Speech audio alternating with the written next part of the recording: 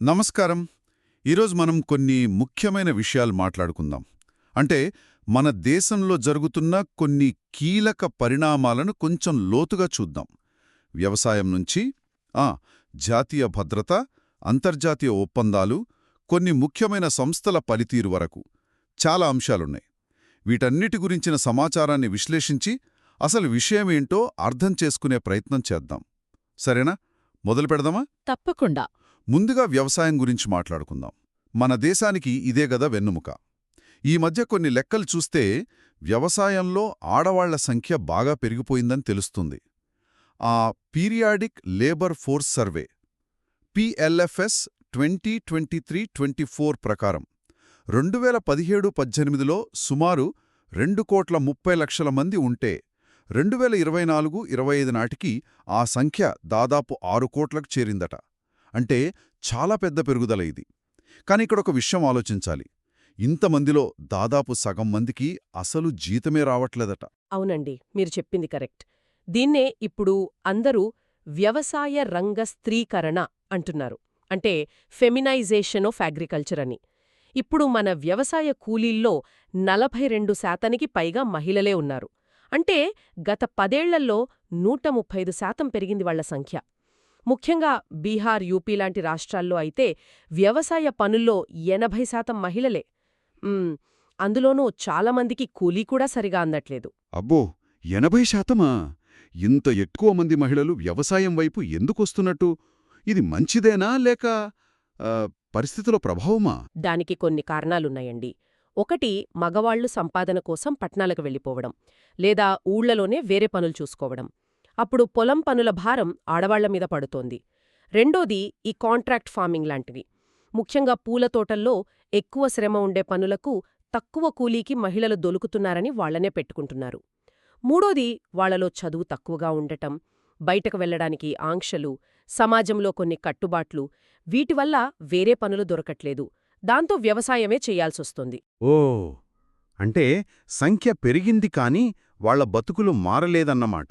మరి ప్రభుత్వం మహిళా కిసాన్ సశక్తీకరణ పరియోజన, కేసీసీలు, ఎస్ఎస్జీలు తెచ్చింది కదా, వాటివల్ల ఉపయోగం లేదా? పథకాలైతే ఉన్నాయి, కాని వాళ్లు ఎదుర్కొంటున్న అసలు సమస్యలు వేరే ఉన్నాయి. కొన్ని ముఖ్యమైనవి చెప్తాను. ఒకటి, జీతాల్లో తేడా. మగవాళ్లతో పోలిస్తే ఆడవాళ్లకి 20-30% తక్కువ కూలీ. ఇది చాలా అన్యాయం. రెండోది, నిర్ణయాల్లో వాళ్ల మాటకి విలువలేదు. పొలం పనుల దగ్గర నుంచి పంచాయతీల వరకు ఎక్కడా వాళ్ల అభిప్రాయం అడగరు. ఇంకోటి, పనిముట్లు, ట్రాక్టర్లు లాంటివి. అవన్నీ మగవాళ్లకి అనుకూలంగా చేసినవే. అవి వాడటానికి ట్రైనింగ్ ఉండదు, కొనడానికి డబ్బులుండవు. నాలుగోది, ఇంటి పని భారం. పొలం పనే కాకుండా ఇంటి పనంతా వాళ్లే చేసుకోవాలి. దీనివల్ల మార్కెట్కి వెళ్లడానికి గానీ, ఏదైనా కొత్త విషయం నేర్చుకోవడానికి కానీ టైం ఉండదు. చివరగా, ఇది చాలా ముఖ్యం, భూమి మీద హక్కులు లేకపోవడం. మన దేశంలో కేవలం 13-14% భూమి మాత్రమే మహిళల పేరు మీద ఉంది. ఇది పెద్ద సమస్య. ఇన్ని సమస్యలున్నాయా? వింటుంటేనే కష్టంగా ఉంది. మరి వీటికి పరిష్కారాలంత తేలిక కాదేమో. ఏం చేయాలి? పథకాలు కాకుండా ఇంకేమైనా మార్పులు రావాలా? అవునండి, కేవలం పథకాలు సరిపోవు. వ్యవస్థలోనే మార్పులు రావాలి. కొన్ని సూచనలున్నాయి. మహిళలు ఎక్కువగా పనిచేసే టీ, సుగంధ ద్రవ్యాలు, పాల ఉత్పత్తుల లాంటి రంగాల్లో వాళ్లటి మార్కెట్ అవకాశాలు పెంచాలి. అమెరికా లాంటి దేశాలతో FTAలు అంటే స్వేచ్ఛా వాణిజ్య ఒప్పందాలు చేసుకుని మన సేంద్రియ GI ట్యాగున్న వస్తువుల ఎగుమతిని ప్రోత్సహించాలి. చట్టాలు మార్చి మహిళలకు భూమిపై ఉమ్మడి లేదా స్వంత హక్కులు కల్పించాలి.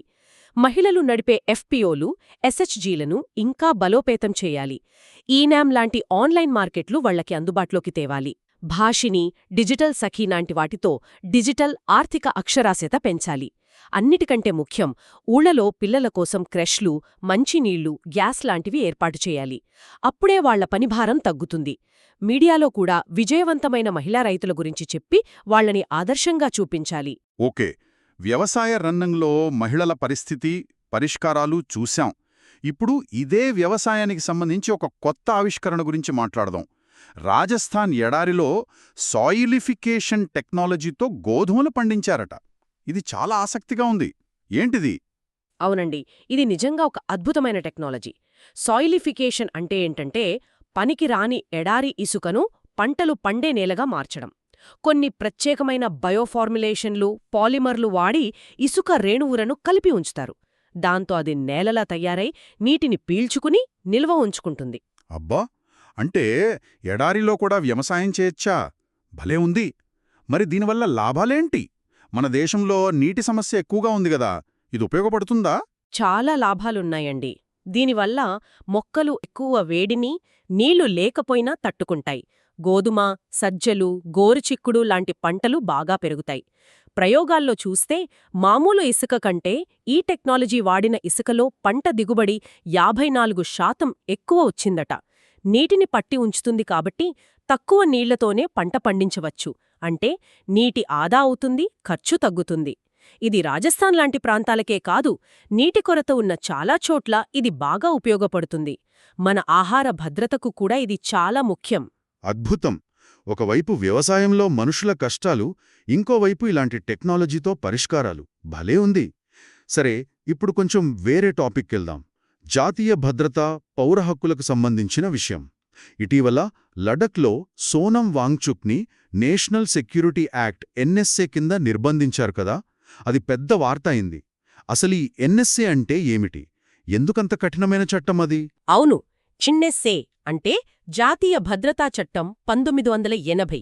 ఇది కేంద్ర, రాష్ట్ర ప్రభుత్వాలకు అలాగే కలెక్టర్లకు, పోలీస్ కమిషనర్లకు కొన్ని ప్రత్యేక అధికారాలు ఇస్తుంది.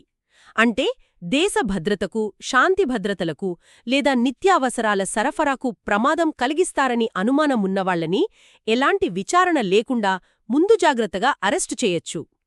దీన్నే ప్రివెంటివ్ డిటెన్షన్ అంటారు. ఇది శిక్ష కాదు, నేరం జరగకుండా ఆపే ప్రయత్నమని చట్టం చెప్తోంది.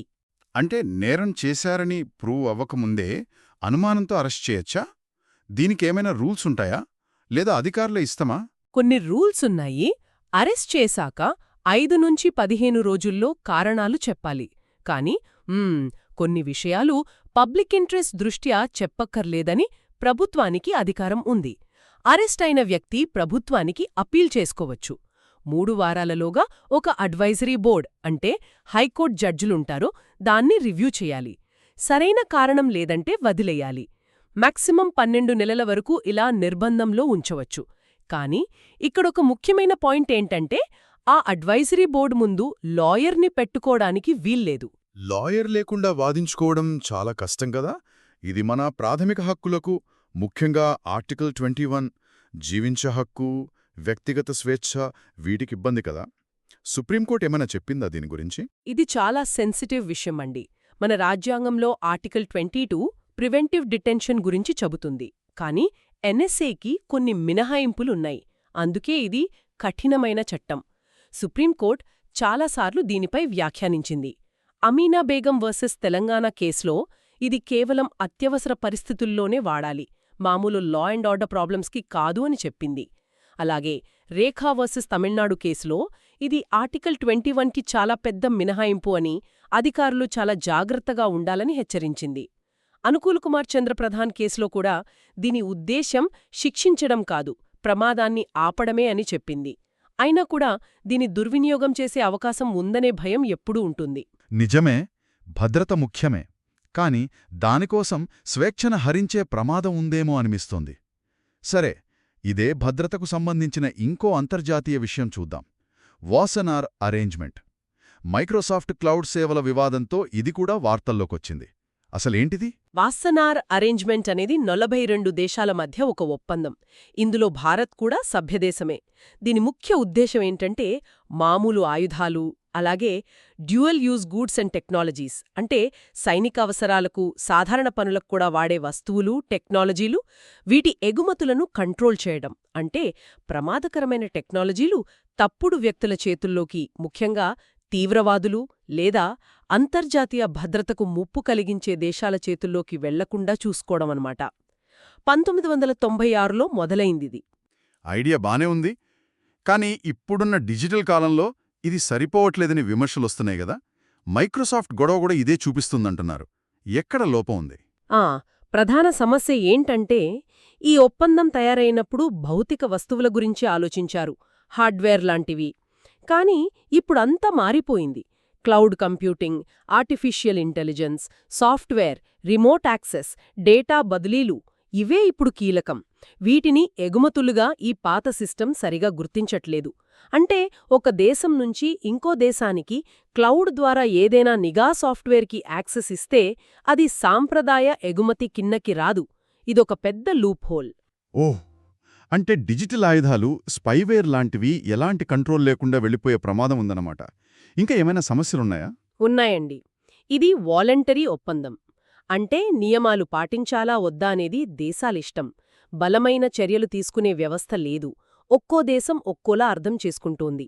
అన్నిటికంటే ముఖ్యంగా ఇది కేవలం సైనిక భద్రత గురించే ఆలోచిస్తోంది.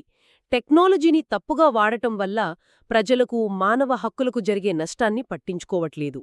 సైబర్ వెపన్సు, మాస్ సర్వేలెన్స్లన్నివి దీని పరిధిలోకి సరిగా రావట్లేదు. మరి దీనికి పరిష్కారమేంటి? ఈ డిజిటల్ ఛాలెంజెస్ని ఎదుర్కోవాలంటే దీన్ని ఎలా మార్చాలి? ఖచ్చితంగా మార్పులు రావాలి. కంట్రోల్ చేసే టెక్నాలజీల లిస్ట్ పెంచాలి. క్లౌడ్, ఏఐ, నిఘా టూల్స్, బయోమెట్రిక్స్ అన్నిట్నీ చేర్చాలి. ఎగుమతి అనే మాటకు అర్థం మార్చాలి. డిజిటల్ బదిలీలు, రిమోట్ యాక్సెస్, డేటా షేరింగ్ కూడా పరిగణించాలి. ఇది వాలంటరీగా కాకుండా కొన్ని మినిమం స్టాండర్డ్స్, తప్పనిసరి రూల్స్ ఉండాలి. టెక్నాలజీ మారుతున్న కొద్దీ రూల్స్ కూడా త్వరగా మార్చే ఏర్పాటుండాలి. మానవ హక్కుల కోణాన్ని కూడా తప్పకుండా చూడాలి. లైసెన్స్ ఇచ్చే ముందే ఆ టెక్నాలజీ వల్ల ఎంత ప్రమాదముంది, మానవ హక్కులకు ఇబ్బందవుతుందా అని చూడాలి. టెక్నాలజీ నియంత్రణ నుంచి ఆర్థిక నియంత్రణ వైపు వద్దాం. పేమెంట్ సిస్టమ్స్ కోసం ఆర్బీఐ కొత్తగా పేమెంట్స్ రెగ్యులేటరీ బోర్డ్ పీఆర్బీ అని ఒకటి ఏర్పాటు చేసింది. దీని అవసరమేమొచ్చింది?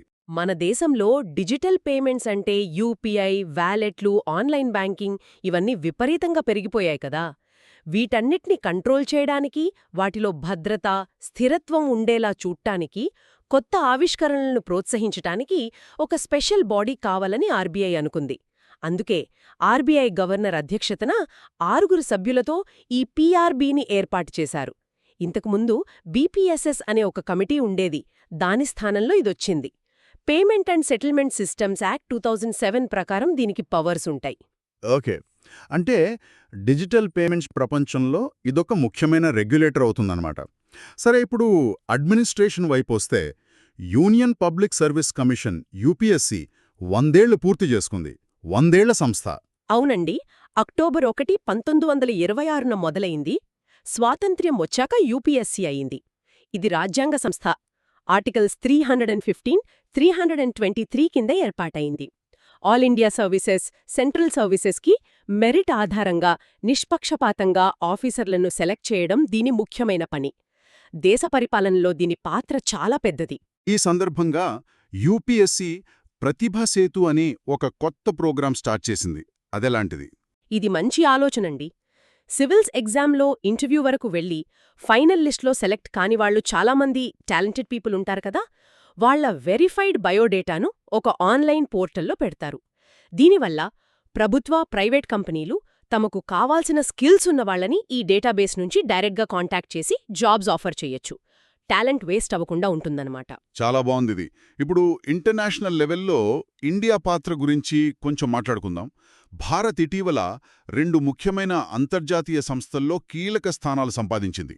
ఒకటి ఇంటర్నేషనల్ సివిల్ ఏవియేషన్ ఆర్గనైజేషన్ ఐకేఓ కౌన్సిల్కి మళ్లీ ఎన్నికైంది. అవును. 2025-28 కాలానికి ఐసీఏఓ కౌన్సిల్లో పార్ట్ 2కి భారత్ మళ్లీ ఎన్నికైంది. ఐసీఏఓ అనేది యుఎన్ ఏజెన్సీ. ప్రపంచవ్యాప్తంగా విమానయాన భద్రత, రూల్స్ అన్నీ ఇదే చూస్తుంది. ఈ కౌన్సిల్లో 3 భాగాలుంటాయి. పార్ట్ 1లో పెద్ద దేశాలు యుఎస్, యూకే, చైనా లాంటివి. పార్ట్ 2లో విమానయాన సేవలకు బాగా హెల్ప్ చేసే దేశాలు భారత్, జర్మనీ, బ్రెజిల్ లాంటివి. పార్ట్ 3లో జాగ్రఫికల్ రిప్రజెంటేషన్ కోసం కొన్ని దేశాలు. భారత్ ఈ కౌన్సిల్లో ఉండటం వల్ల గ్లోబల్ ఏవియేషన్ పాలసీలో మన వాయిస్ వినిపించవచ్చు, మన ఇంట్రెస్ట్లను కాపాడుకోవచ్చు. ముఖ్యంగా ఫ్లైట్ సేఫ్టీ, కనెక్టివిటీ, టెక్నాలజీపై ఇండియా ఫోకస్ చేస్తోంది. ఓకే. రెండవది వాణిజ్యపరంగా చూస్తే భారత్ ఈఎఫ్టీఏ ఒప్పందం. ఈఎఫ్టీఏ అంటే స్విట్జర్లాండ్, నార్వే, ఐస్లాండ్, లీచెన్స్టైన్. ఈ trade and economic partnership agreement TEPA గురించి చెప్పండి. దీని ప్రాముఖ్యత ఏంటి? ఇది కూడా చాలా ముఖ్యమైన ఒప్పందమండి. దీనివల్ల ఈ ఎఫ్టీఏ దేశాలు మన ఇండస్ట్రియల్ గూడ్స్కి దాదాపు 100% డ్యూటీ ఫ్రీ మార్కెట్ యాక్సెస్ ఇస్తాయి. అంటే సుంకాలు ఉండవు. ప్రాసెస్ చేసిన వ్యవసాయ ఉత్పత్తుల మీద కూడా సుంకాలు తగ్గుతాయి.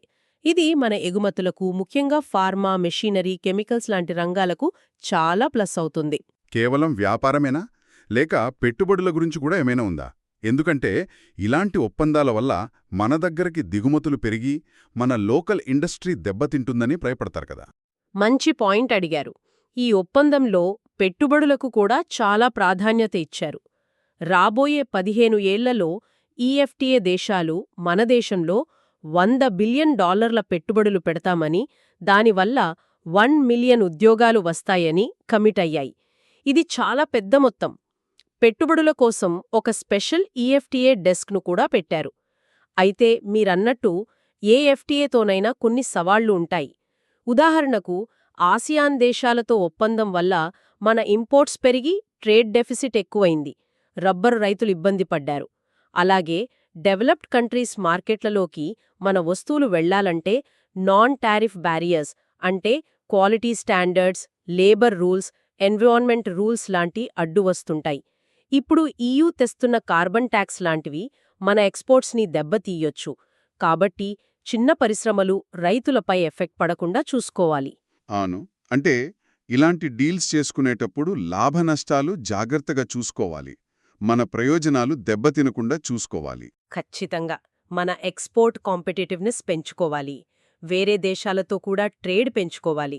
ఎంఎస్ఎంఈలకు సపోర్ట్ ఇవ్వాలి. ఇన్ఫ్రాస్ట్రక్చర్ బాగు చేసుకోవాలి. ఇంటర్నేషనల్ స్టాండర్డ్స్ అందుకోవాలి. అదే సమయంలో ఒప్పందాల్లో మనకు రక్షణ ఉండేలా చూసుకోవాలి. డిస్ప్యూట్ సెటిల్మెంట్ మెకానిజమ్స్ బలంగా ఉండాలి. వామ్మో, ఈరోజు మనం చాలా విషయాలు కవర్ చేశాం కదా. వ్యవసాయంలో మహిళల పరిస్థితి, దానికొక టెక్నాలజీ సొల్యూషన్, సాయిలిఫికేషన్, ఎన్ఎస్ఏ లాంటి చట్టాలు, వాటి చుట్టూ ఉన్న ప్రశ్నలు, వాసెనార్ లాంటి పాత రూల్స్ సరిపోటపోవటం, పీఆర్బీ లాంటి కొత్తవి రావటం, 100 ఏళ్ల యూపీఎస్సీ, దాని కొత్త ప్రయత్నాలు, చివరగా ఐసీఓ, ఈఎఫ్టీఏ ద్వారా అంతర్జాతీయంగా భారత్ పాత్ర, అవకాశాలు, సవాళ్లు అన్నిటినీ చూశాం. అవునండి, ఇవన్నీ వేరువేరుగా అనిపించినా వీటన్నిటి మధ్య ఒక కనెక్షన్ ఉంది. ఒకవైపు టెక్నాలజీ, సైలిఫికేషన్, డిజిటల్ పేమెంట్స్, ఏఐ చాలా వేగంగా వెళ్తోంది. మరోవైపు పాత వ్యవస్థలు, వ్యవసాయంలో జెండర్ గ్యాప్, వాసనార్ రూల్స్ దానికి తగ్గట్టు మారలేకపోతున్నాయి. ఎప్పుడూ అంతే కదా. డెవలప్మెంట్కి, సెక్యూరిటీకి మధ్య, పౌరుల స్వేచ్ఛకి, ప్రభుత్వ కంట్రోల్కి మధ్య, ఇంటర్నేషనల్ కోఆపరేషన్కి, మన దేశ ప్రయోజనాలకు మధ్య ఒక బ్యాలెన్స్ కోసం వెతుకుతూనే ఉండాలి. ఈరోజు మనం మాట్లాడుకున్న విషయాలు ఈ కాంప్లెక్స్ ఇష్యూస్పై ఇంకాస్త లోతుగా ఆలోచించడానికి హెల్ప్ చేస్తాయని ఆశిద్దాం. బహుశా అసలు ప్రశ్న ఇదేనేమో, ఇంత వేగంగా మారుతున్న ప్రపంచంలో మనం పాత పద్ధతుల్లోనే ఉండిపోతామా, లేక మార్పును స్వీకరించి సవాళ్లను అవకాశాలుగా మార్చుకుంటామా?